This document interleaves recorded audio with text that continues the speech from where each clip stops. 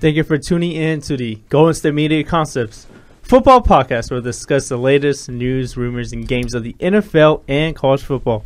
As always, I'm Jeremiah. I'm Anthony. I'm Ben.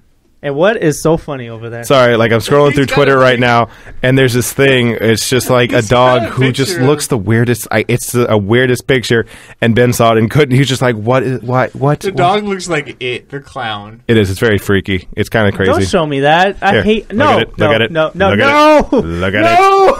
It's fun. No. Oh no. Oh. It's really funny. No. But yeah, that's why basically this went off to a weird start because he saw this. It did. Oh my God! Okay, way to start Twitter man. Way to start off the Super Bowl show. I just look over, right? I'm just obviously you're talking, and I just look over and I just see I know. that dog. I'm over here. My name's Jeremiah, and all I hear is an awkward silence for like 2 seconds, and I'm like. I was like trying to point to him, like, all right, your turn. Oh, he's not going to go. All right, I'm Anthony. I just look over and I see that dog. Let's try it again, guys. I'm kidding. No, I just look over and I see that dog, and oh man, it was really funny. But anyways, as Jeremiah did say, this is the Golden State Media Concepts football podcast. Welcome in. Thank you for tuning in. We are glad you are here. This is the final show before Super Bowl 51, so a lot of the talk will be Super Bowl related. But first, we're going to go a little different. This is football, so we're still going to talk some football. So we have a couple of small stories. We're going to talk about Eric Berry for a minute.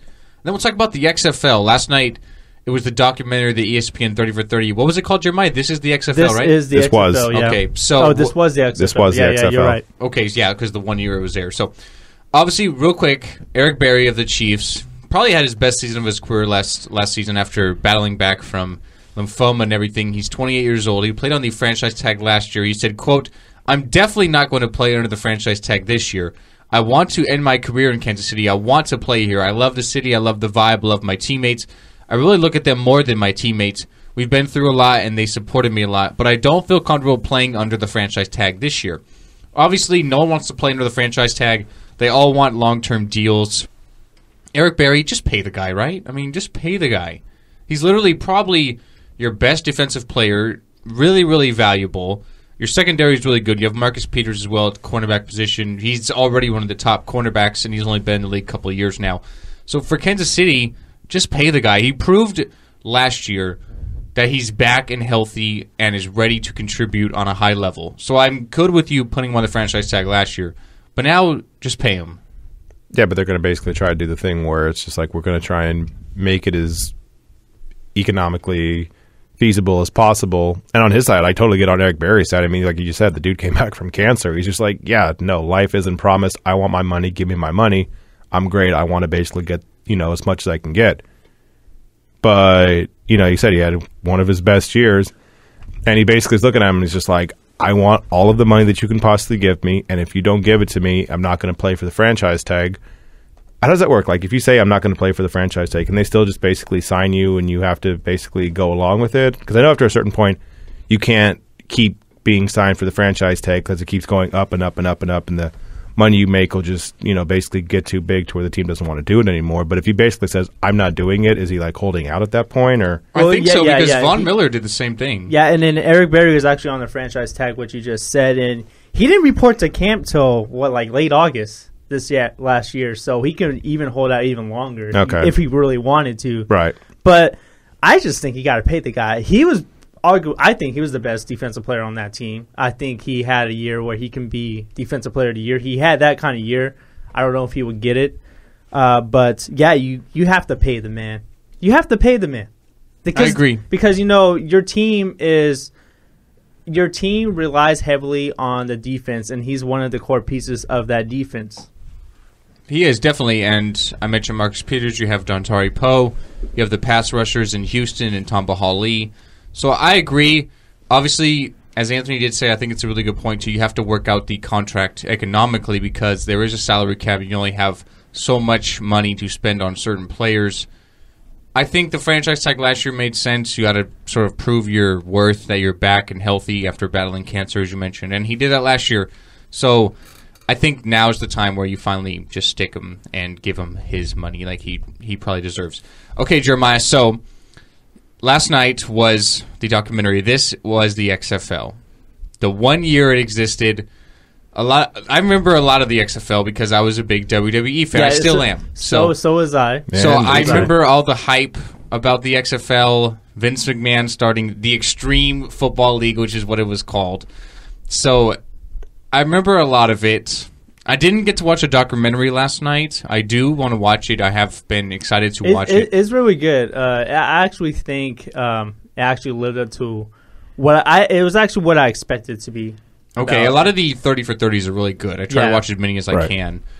But I remember a lot of the XFL, a lot of the players, kind of the whole where they don't have a kickoff. They kind of run down to just basically tackle each other to get the football first. I mean, I remember a lot of the sort of storylines. And I guess it was okay and entertaining, but the play on the field just absolutely sucked. And that was really what led to the demise of it. The reason why the product was so bad is they literally, I think they waited till like December to like sign players when the league started in February. And of course you can't get guys to play full contact sports, like to play another team like that in that type of nature within 30 days. It's just impossible. That's why the NFL, that's why they have OTAs, mini camps, then they have training camp. Like they do it for a period of 4 or 5 months. The XFL tried to condense all that in 1 month. I think that was the main reason why it couldn't succeed. They just couldn't find a core audience with the product on the field, and a lot of people didn't really take it serious either. Yeah, in the beginning. Then that's partly due to Vince McMahon's relationship with the media too. Yeah, it's a Vince McMahon factor. The fact that he's known for basically having a organization that is scripted, that's not legit, makes him the fact of there was nobody in there that you could basically remember, and basically they didn't have like Brett Favre at the time, right? They didn't have anybody who was like a name. They had He Hate Me. We knew that because that was his name. Like remember that. We didn't know him before that. We knew him after the first game. Yeah, we know him now. Yeah. And at the time, I guess you had later on Tommy Maddox, who played for the Steelers after that. But you didn't have, at least with the USFL back in the 80s, you took people from college, right? You took Bo Jackson, you took Jim Kelly, you took people like that who were at least names in college and brought them over there to try and compete with the NFL. This was just something where, like you said, it was just... It seems like something that you and I decided, all right, let's start a football league. What are we going to do? I don't know. Let's just grab players from where? I don't know. There's some players somewhere. They'll be fine. And the whole situation was kind of messed up. They didn't have a kickoff, like you said. They just basically told them, okay, there's a football. Go run to the football. And even some of the other stuff they were doing, I saw a thing where they had a blimp that was above, kind of promoting the whole thing. And either the first game, one of the first few games, crashed. Immediately once the season started, crashed. It's okay, cool. So that's a solid omen to start off the season with. And, like you said, Vince McMahon, who's basically, he may have the biggest ego in all of sports. And I mean all of sports. I'm talking about commissioners. I'm talking about players. And all entertainment. Entertainment, Hollywood, everything. He probably has the biggest ego. I don't know. I think our president has he's got a solid one too, but you forget that they also had a match in WrestleMania. I remember that, yeah. So, and he got his head shaved. I just got to say Stone Cold Steve Austin is the only man to ever Stone Cold Stunner a president. I just want to get that out there. That's true. I remember at WrestleMania. It's the only one. Only one. Okay. I'm sure there's a lot of people who would want to replicate that right now. Probably, yes. We're not going to talk politics here, but anyways, I remember the XFL, and Jeremiah, you said something before the show that kind of got me a little interested, because you believe that if they were to try this right now, it'd be a good idea. Yeah, for me, But for me, I'd love to hear why. And I told you why. I think the way that the NFL has evolved, all these penalties and all that, and when this league was founded, this is before all the science and all the CTE came into play. I think if Vince McMahon actually, tried to focus more on the product on the field, because that's basically what fans of the NFL kind of talk about nowadays, is that the product on the field, it's not as balanced competitively. We had a lot of blowouts in the playoffs, all these penalties and all that to make the game safer, which is fine, but the XFL was not really about making the game safe. They wanted to bring back the violence back to the sport, and I do think that there's an audience for that. and that audience still exists to this day. So I do think if they actually kind of made it now, because there's nothing in the spring. The CFL happens in the spring, but there's no alternative for football fans in America. In the spring, like there's just nothing. There's just people out there that don't watch baseball, they don't watch basketball, no other sport. Like they're just all football. So I do think if Vince McMahon would have had if he would have spent more time on this, trying to build this, I think it would have been the perfect time because of the way the NFL game has evolved, so to speak. You may disagree with me, but the one problem I would say with that though is that whether it was the XFL or whatever, like I said, like you didn't have, just go back to wrestling for a second. One of the reasons why WCW became as good as WWF at the time was because you basically took Hogan and Nash and Hall and everybody else that were names that you knew about, and it was like, oh, okay, cool, let's watch them over here. TNA's done that with Angle and Sting and everybody else. You basically take names that you've heard in the past and you put them on a different thing, and then all of a sudden you'll watch that thing. Like, I guess that doesn't happen in college, but at least college you have Alabama, Michigan, Ohio State, Miami, like programs that have been around for a bit and have some historic kind of context to them, right? And you just kind of fill in the players as far as that goes. If it was the XFL, you don't have the prestigious universities and you don't have the names. So you actually, I have to disagree with the names, but go on. Well, it's that you don't have these things that basically makes people watch them, right? There's no... honestly, cool, we have football. I think Johnny Manziel would have been the face of the XFL, dude. Can you imagine that? His name would be Johnny Football. Yeah, okay. You guys would have had... He'd be Johnny Football. Because, they had the things with the nicknames on the back and all that. But, just think of all the free agents that... Michael Vick, Vince Young. You got Johnny Manziel. There you go. It'd be the has-been league. Right. People wouldn't want to watch that. And the other thing... That's what the XFL... Well, it wasn't that, but, I really do think that, they're... But the there's a league for those guys. I think that Johnny Manziel is going to go back. I think Vince Young. I honestly think he got screwed in the NFL, by the Tennessee Titans. But Fisher hated him. But the other thing is, we talk about name power and everything else like that. And if you put them there, that would be a name power. But the problem is, it's obviously the minor leagues, right? It's not the number one. Like as much as we may like the MLS here, you can speak on this more than I can, Ben. Ben hates the MLS. No, I don't hate the MLS. For me, I'm not. No, I don't hate the MLS, and I think you bring up a good point because it is a minor league. Right. It's not what other things are. It's not like you're talking about Bayern Munich during the break and stuff like that. It's not Barcelona. It's not Real Madrid. It's none of like the major kind of teams like that. It's literally the minor leagues of soccer. And while we may like it here, globally, it's nothing close to that because, especially like in America, we want to see the best. Like we want to see the NFL, the NBA, Major League Baseball, which are the best in the entire world. The XFL or whatever you want to call it wouldn't be that. And it would just be something that's just like, more football to watch. And as far as real quick about the MLS, I'd say it is still minor leagues, but it's doing really well. And it's really moving up in the world. They're adding expansion teams. They're bringing a lot of older players near the end of their careers, a lot from Europe. Because this is the United States. It's the biggest economy in, with the exception of China. It's like the biggest media market of everything. So it makes a lot of sense. And the MLS is doing a lot better than it did when it first started over 20 years ago. So it's doing a lot of good things. But as far as the XFL, the one thing I would sort of say why it wouldn't work is because of player safety. Right now we're having that trouble in the NFL. The XFL was even rougher and more violent than the NFL was. That was the whole point of it.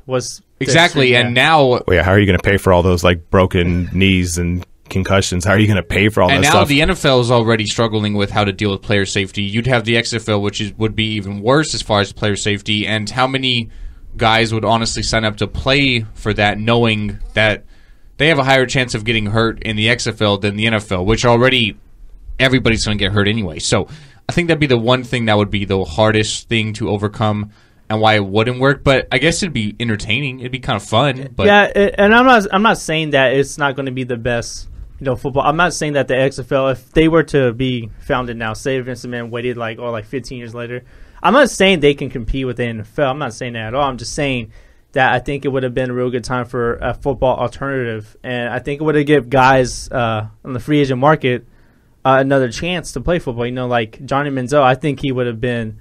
I think he has XFL written all over him. I'm just going to throw it out there. I think that's true. He has XFL right all over him. I just think when they give another guys a chance, to try to get back into the NFL, but Vince McMahon, he didn't want it to be a minor league.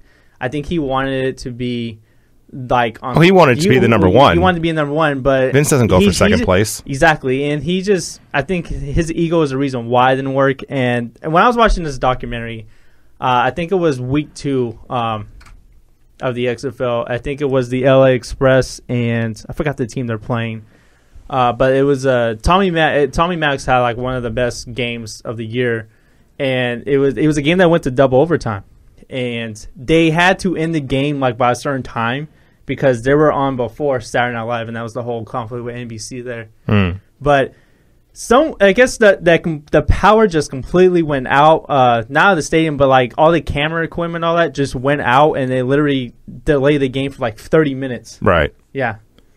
I guess that's an interesting talking point, and it just didn't really work out, and I mean, it is what it is. But anyways, guys, we're going to take our first break on the show. After the break, we're turning over to the Super Bowl. We're not going to preview the game quite yet. Just some of the favorite moments, some of our favorite Super Bowls, favorite commercials, favorite performances, kind of the build-up hype to the game. We'll talk about that stuff next at the Golden State Media Concepts Football Podcast. Tired of searching the vast jungle of podcasts? Now listen close and hear this out. There's a podcast network that covers just about everything that you've been searching. Hey! The Golden State Media Concepts Podcast Network is here. Nothing less than a podcast bliss with endless hours of podcast coverage. From news, sports, music, fashion, cooking, entertainment, fantasy, football, and so much more. So stop lurking around and go straight out to the Golden State Media Concepts Podcast Network. Guaranteed to fill that podcast itch. Whatever it may be. Visit us at www.gsmcpodcast.com. Follow us on Facebook and Twitter, and download us on iTunes, SoundCloud, and Google Play.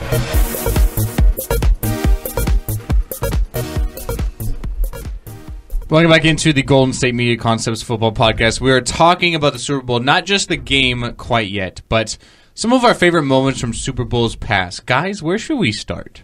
Well, there's a variety. We have commercials, games, halftime performances, moments. Okay, how about this? Let's go with the entertainment side first, and that would be the halftime shows, and then we'll go commercials. So we'll say, how about the worst one was when Justin Timberlake exposed Janet Jackson's breast. I don't know if that was the worst one. Yeah, I think that's the worst one. I think that's the worst from a PR standpoint. But what do you mean by the the worst? Exactly. One was probably last year. You're gonna have Coldplay as your headliner? No, that was fine. That one. No, I didn't like that. Well, you don't like Coldplay probably, but they're like that's. Good. I think they're good musicians, but they're not. They're the not. Super Bowl is a performance. Exactly. That's not, kind of why Adele turned it down. Exactly. Adele was supposed to do it, and she turned down. She's like, I can't perform. I just stand there and sing. Yeah. Yeah, and I think that's why they had to bring in Beyonce, and then they had to bring in Bruno Mars because they're more of a.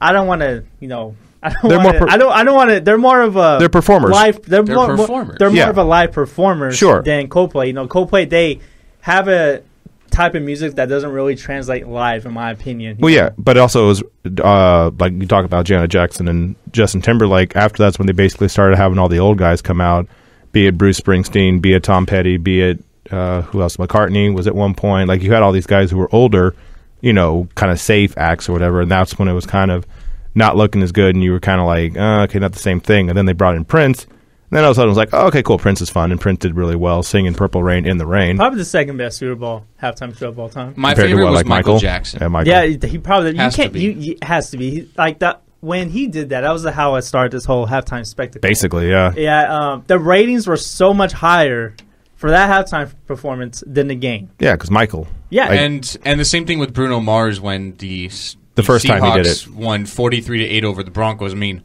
that was basically a Bruno Mars performance with a football game. Yeah, no, that was exactly that was his introduction to like the world. He may know some of his songs in the past, but that was just like, no, look how talented this dude is. When that happened, I was because I remember before the Bruno Mars performance at the Super Bowl. That was a year and a half after he was performing at the fair at my hometown. I'm not joking. He literally started at the bottom. He performed at the Kings County Fair in Hanford, California. I remember because a couple of people that I know watched it. And I'm like, wow. A year and a half later, he's performing at the Super Bowl. wow, I was amazed by that. Yeah, he definitely came out of nowhere. I mean, that was a great performance. He did it in basically the cold in New York because that game was outside of New York. Yeah, everyone was so worried about. I remember that the weather was such like a huge story throughout the whole week. Right. So Lady Gaga is going to be doing it this year. I'm definitely really excited. The NFL's smart. I mean, they know what they're doing. They know that all of us sports fans are going to be watching the game for the game. They know that. And then you have to obviously bring in as much ratings as you can. So you have to bring in the other aspect of it, the non-sports fans. Right. So you bring in everyone's favorite musician to do the halftime show. You have the commercials because everyone's watching the game.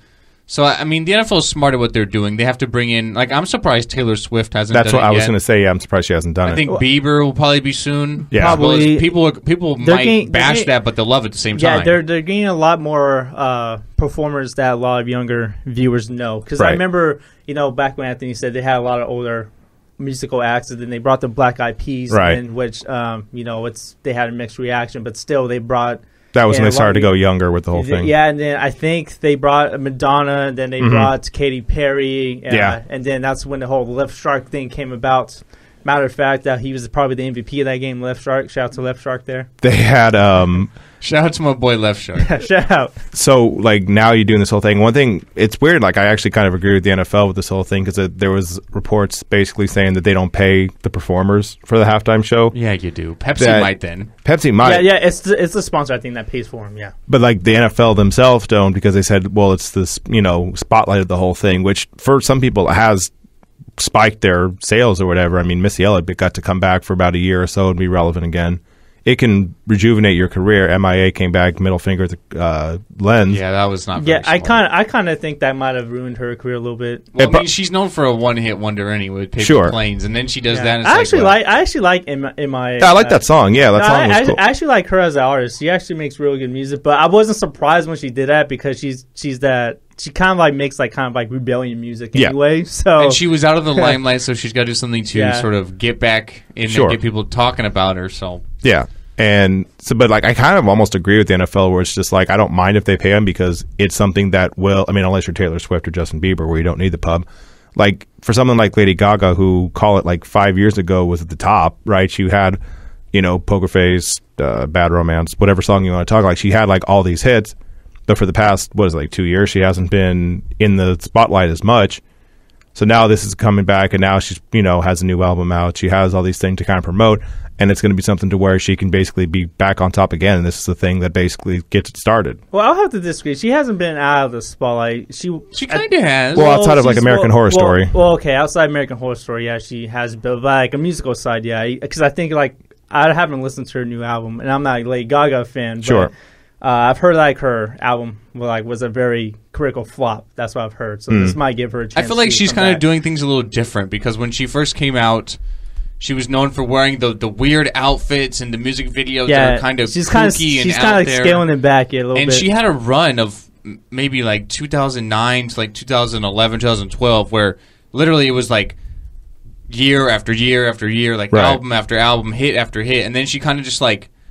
I don't want to say like vanished because she was still there, but like, you know what I'm saying? She kind of just like toned everything down and kind of disappeared a little bit. She started doing some stuff with Tony Bennett, who's obviously a legend. And so it's kind of like she kind of toned everything down and kind of disappeared. And she kind of transitioned, like not so much to like kind of weird, kooky pop stuff to more like traditional. Yeah, she's kind of like transitioned to more of a contemporary pop kind of style. Yeah. Right. So, I mean, she's kind of transitioning, and I hope she does great on Sunday. I do expect her to. She's a great performer, a good dancer. I'm sure the choreography of her stuff is going to be really interesting. I'm sure she'll try to do some really kind of out there stuff to really get her name back out there. And I think that they're trying to stay away from having any political statements.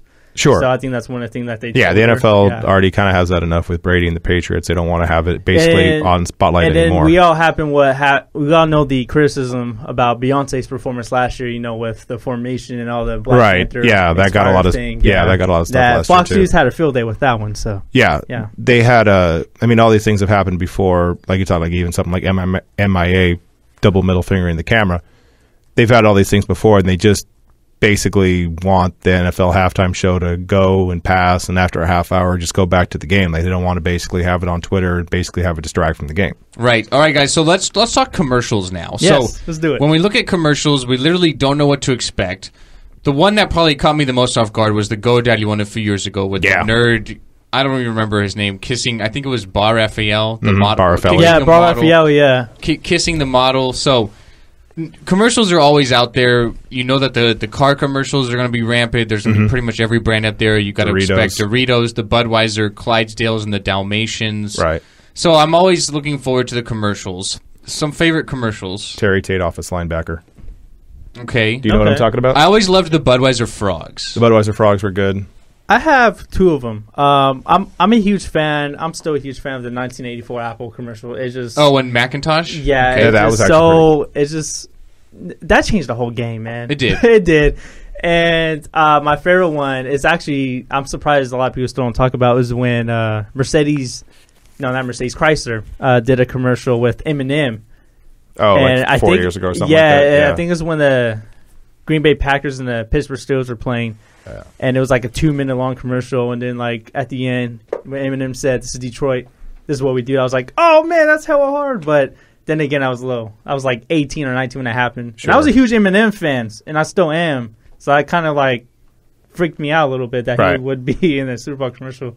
Those are my two favorite ones of all time, but there's a lot of other ones that I enjoy. Yeah, you get like the Budweiser with the frogs, like you said. Like the Terry Tate office linebacker is the one that always sticks in my head just because you had people walking around in an office setting. This was probably like late 90s, early 2000s, something like that. And just all of a sudden, this dude just like in full linebacker padding just like tackles everybody. And it was just something that like made no sense, but I was all about it, and I thought it was really funny. All right, guys. So this year for a 30-second commercial, you're looking at somewhere between $5 and $5.5 million. Whew. Oh, yeah. For last year, 30-second ad was about 2.5. Right. So it's already doubled just this year. That's just for a 30-second. So if you're looking at a minute, you're looking at 10, maybe 10 11 million. Yeah. Just for a 30-second a minute ad. So, I mean, the commercials are definitely ramping up. And, I mean, it continues to go up and up. Have you guys seen any of the commercials? Some of them have been released online already. I don't like to do that. Yeah, I'm with you. I don't want to look at it before. Because I don't want to know what they are ahead of time. Because I think that kind of ruins it. I understand going back and rewatching them because there's definitely some a la the Apple one that you kind of miss, or you're kind of looking at like, wait, what did I just see? What's happening? Like, what was it last year? The Pug Monkey Baby? Puppy Monkey Baby. Yeah. Of Mountain Dew. Puppy so you Monkey kind of Baby. want to watch that again to like, wait, Puppy Monkey Baby. what is that? I need weird. I need to look at this again. So Puppy Monkey Baby. I'm sorry. No, stop that. So you want to go back and watch them, but watching them ahead of time, I don't like to do that because I think it takes away from the experience. Yeah, and I get you. I actually have watched some of them already, but that's partly due because I don't want to. In case I have to go to a bathroom break, I don't want to be like, oh, I gotta watch this commercial. Like, it's just. I'll just go to the bathroom when they're about to punt the ball because I mean, if something happens there, then okay, great, I'll watch it. But I don't expect much to happen. So. Yeah, I don't know. I just feel like commercials have been really disappointing the last couple of years. Anyway, I agree with that. I feel like they've kind of dipped down. Yeah, and a lot of people are like more of the audience we have an audience that has been a little more uptight with commercials nowadays. I guess that's true, and you can't necessarily express yourself in the same manner as you could have back then because with the evolution of social media, everything gets kind of taken out of perspective and everything. But I kind of think that's why a lot of companies release their Super Bowl commercials ahead of time because of the social media aspect of it, to get people talking. But I kind of like watching them ahead of the game just in case, because if I wait, I feel like I'm going to miss them. So. And then sometimes what they're doing now is during basically the pre-shows, which I think start literally the crack of dawn, and the game's not till 3 here in the Pacific time. Yeah, I think literally the Fox pre-show, the coverage starts at 9 o'clock. So you literally have 6 hours before the game even starts. They'll have I want to say pre-commercials. They'll have a little glimpse, they do. Catch this in the Super Bowl, where it's the actual commercial, the little pre-one, or part 1 and part 2, so they're kind of evolving in a certain way where they're kind of making them longer. There's even spots, even some advertisers have spots during the pre-game show itself. Right. So, and then not only that, we have movie trailers during the game as well. Yeah, that's true. That's true. I'm hoping for Guardians of the Galaxy 2. That trailer comes out in May. That's my favorite Marvel movie of all time. I really do love it. I love the soundtrack as well. So I'm hoping to see another trailer for that. But before we take the break, we'll be quick. Favorite Super Bowl moment? For me, I'm going to be biased. I'm going to say 2011 Packers versus Steelers because I'm a Packer fan. So what? I was technically born when the Packers won the Super Bowl in 97 over the Patriots, but I was literally 4 years old. Yeah. So, I mean, I don't know what's going on. So 6 years ago when I watched the Packers beat the Steelers, I was able to really take that in, and it was a good moment for me. So that's I'm going to be biased. That's my favorite one. But I'd say as a neutral fan, I'm going to say Malcolm Butler interception against the Seahawks. Super Bowl 49? That was a good game, too. That game had it all. Yeah, that fourth quarter was fantastic. That had my favorite one of all time was when the Cardinals and Pittsburgh Steelers played. That was a good one as well. That was, I just feel like... Where Santonio Holmes actually didn't get his second foot down. Yeah. Where he dragged it, but it never touched the ground. So the Cardinals should have won. You guys saw that, right? You want to go there? Yeah. You guys saw that, right? Yeah. I mean, I wasn't the only one. So. I don't even remember that. I don't remember that at all, to be honest with you. Yeah. Go back and watch that play where Santonio Holmes catches the touchdown in the back of the end zone, the infamous where he stretches out. Yeah. I think it's his right foot. It actually never grazed the ground. Like, he didn't touch his toe. It never hit the ground. I've never seen that. So only one of his feet, like, if you look at it normally, you're like, okay, that's a catch. But then if you slow it down and zoom it in, his right foot never touched the ground. So he actually did not catch it. But Interesting, yeah. So, but man, what a game! But nevertheless, that was a great. But play. that play, the James Harrison return for 100 yards for a touchdown. The thing that always sticks in my head for Super Bowls, because I remember being kind of young when I was watching this, and it was a game that still is probably the most shocking game I've ever seen.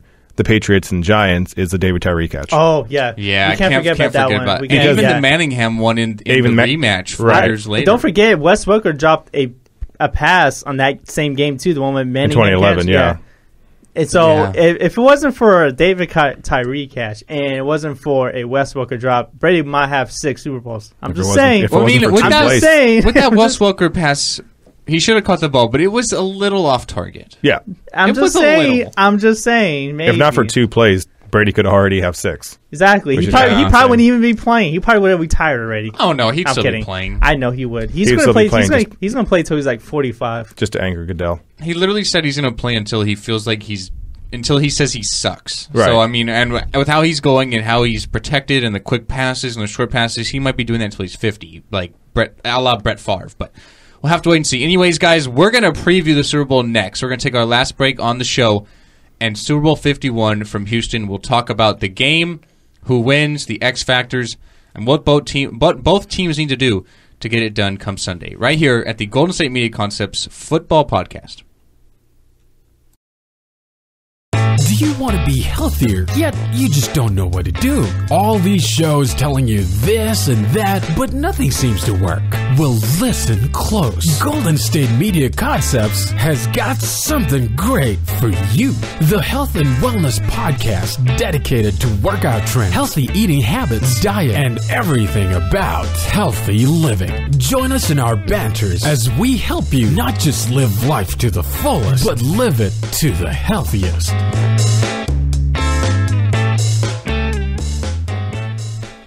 Super Bowl 51 live from Houston on Sunday. The New England Patriots and the Atlanta Falcons. Jeremiah, I'll start with you because I already know where Anthony's going, and he, of course, knows where I'm going. Right. Who wins the game and why? My heart really wants to go with Atlanta, but your head says something different. Yeah, my actual. I think the team that's actually going to win is going to be the Patriots. I just can't go against Tom Brady. He's been here before, and it's not a knock on the Falcons and all that. Like, I really do think they have every bit of a chance to win this game, and they should. You know, they have an historic offense. They have like the 8th most points ever scored in a season. But history is really not on the Falcon side. Whenever the number one offense will play the number one defense, and this is going to be the 7th time it's ever going to happen, the number one defense, the team with the number one defense is 5-1. So, and that says a lot to me. Not only that, the team with the number one defense probably has one of the best quarterbacks of all time, Tom Brady. So Right. it's kind of it's not really looking good from that standpoint. Do you have who the one is on there? You said it's 5-1. Who's the one? The 49ers defeated the Denver Broncos, I think, like 55-10. When the Broncos had the number one defense. Yeah. Okay. Yeah, so that was the one. That was the one there. But how skewed is this one for New England? We've talked about it on the show before, how they had such an easy schedule. Yeah, exactly. But I was going to get to that, Ben. I didn't mean to jump the gun there, buddy. I'm sorry. Yeah, this is the best offense this Patriots team is going to face all year. I said that 2 weeks ago with the Steelers, but Le'Veon Bell got hurt, and Big Ben looked like he was playing hurt in that game. So it kind of helped the Patriots defense that way. And the best offense of the season that the Patriots have faced was the Seahawks, and they lost that game at the fourth quarter at the end. So this is the best. This is the best offense that they're going to play, and this is probably. I don't want to call them. They're probably the most overrated number one defense I've ever seen. Because if you think of a number one defense in the Super Bowl history, you think of the 2000 Ravens with Ray Lewis. You think of the 2013 Broncos or whatever. You think of the Seahawks a couple years ago.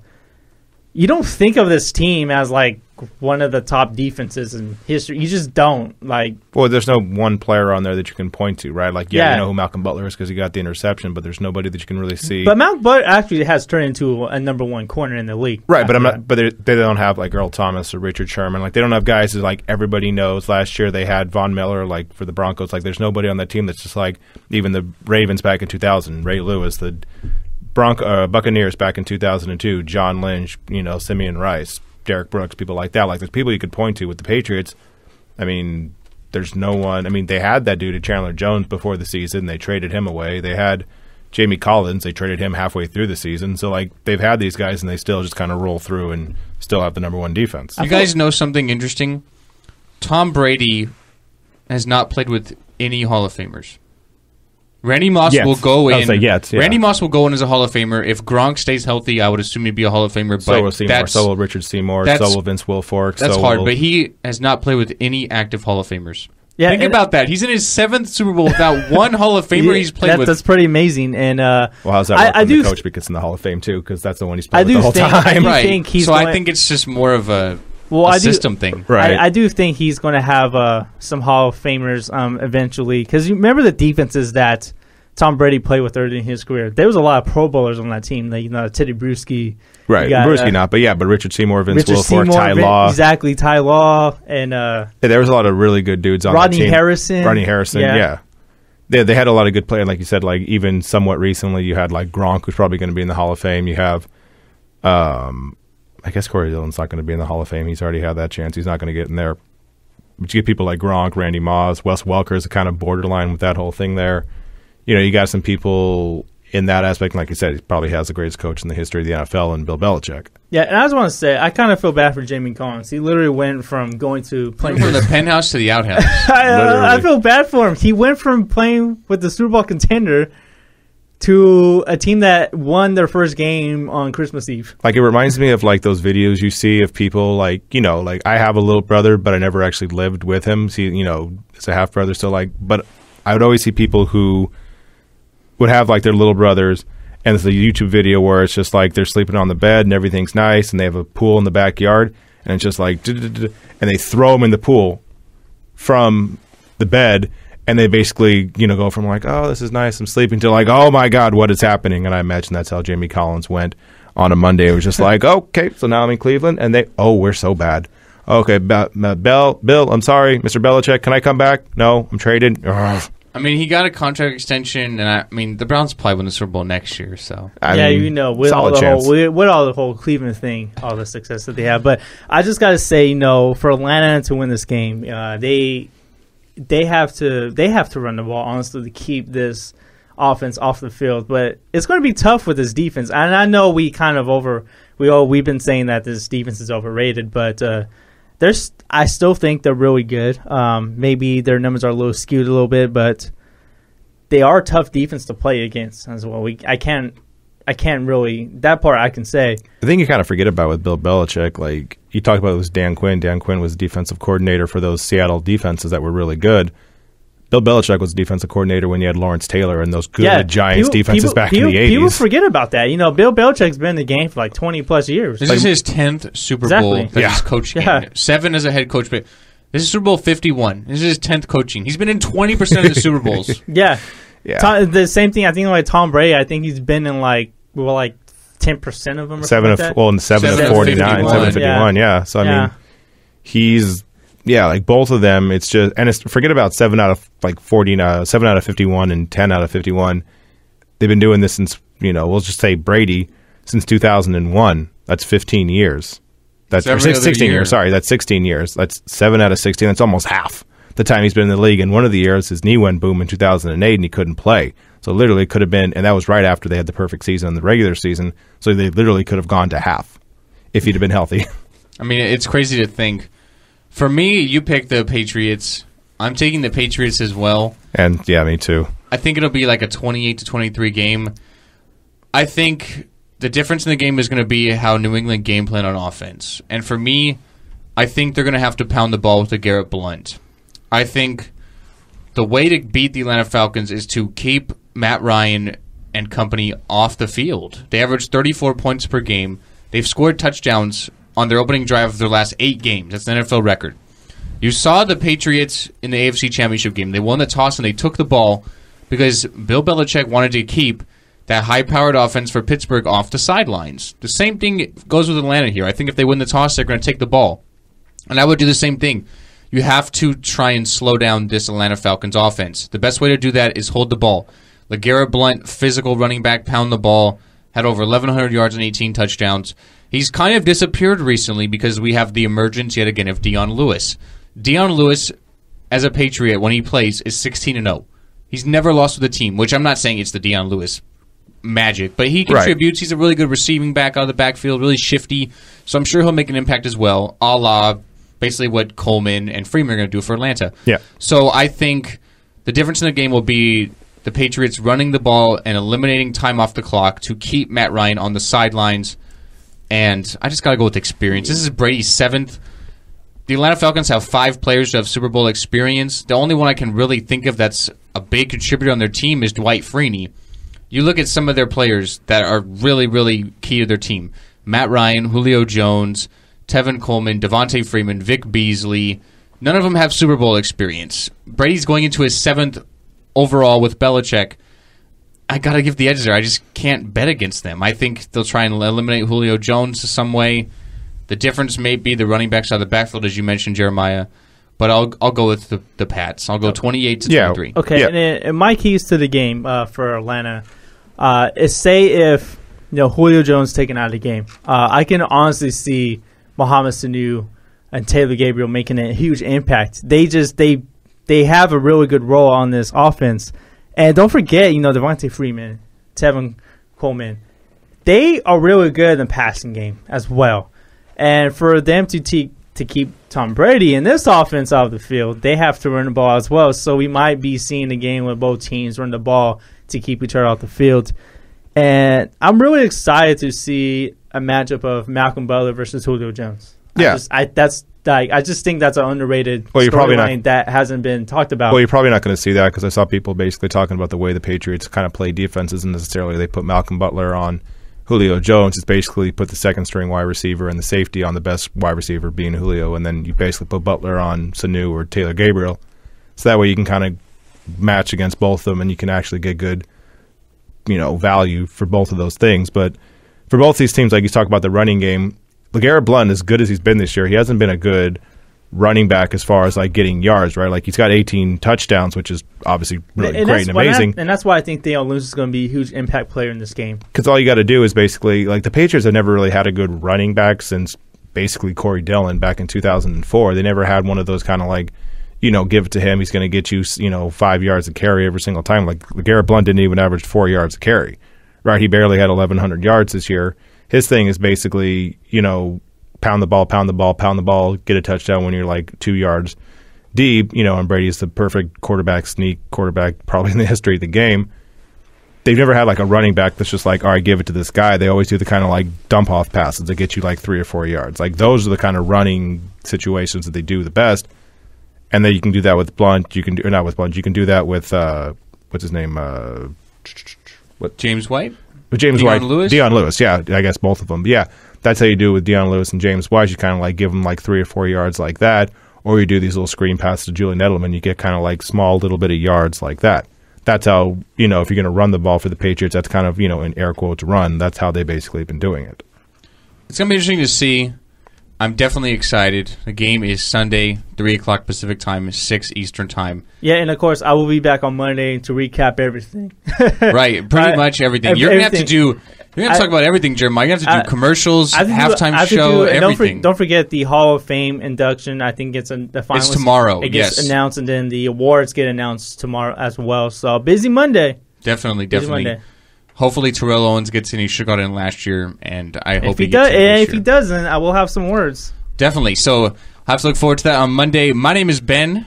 Jeremiah. And I'm Anthony. We are signing off here at the Golden State Media Concepts Football Podcast. Have a good day. Have a good weekend. Super Bowl Sunday, definitely a bittersweet moment for all of us, but something to look forward to. We'll see you on Monday, guys. Bye. You've been listening to the Golden State Media Concepts Football Podcast, part of the Golden State Media Concepts Podcast Network. You can find this show and others like it at www.gsmcpodcast.com. Download our podcast on iTunes, Stitcher, SoundCloud, and Google Play. Just type in GSMC to find all the shows from the Golden State Media Concepts Podcast Network, from movies to music, from sports to entertainment, and even weird news. You can also follow us on Twitter and on Facebook. Thank you, and we hope you have enjoyed today's program.